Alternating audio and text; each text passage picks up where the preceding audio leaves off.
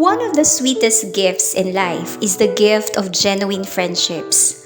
True friends are like precious jewels worth keeping for a lifetime. They enrich our lives in many countless ways. Ano nga ba ang kabutihan ng pagkakaroon ng mga mabubuting kaibigan? Emotional support.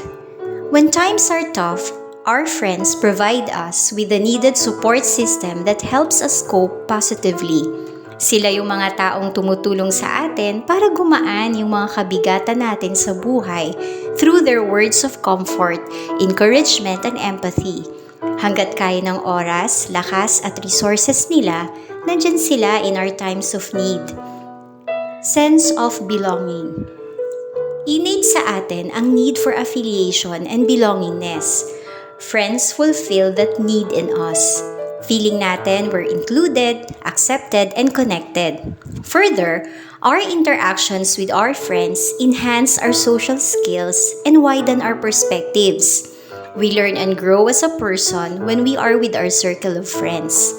In addition, our friends bring us added joy, fun, and excitement sa buhay.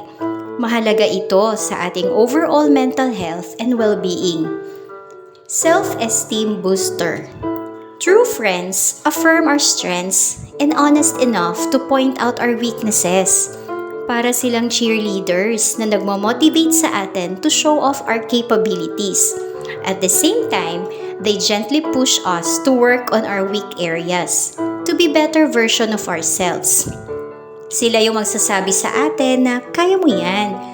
Our good friends help us to be more self-aware, be more accepting of ourselves, and be more self-confident. Sa panahon ngayon na mahirap kilalanin ang totoo sa peke, napakapalad na natin kung makatagpo tayo ng mga totoong kaibigan. Genuine friends accept us for who we are, including our imperfections. We can share with them our innermost thoughts without fear of being misunderstood or judged. Kaya let us cherish and treasure our genuine friends. Madaming nagpapanggap na kaibigan with the intention of getting something from you, lalo na kung meron ka. Pero ang totoong kaibigan, nananatili kahit wala kang maibigay.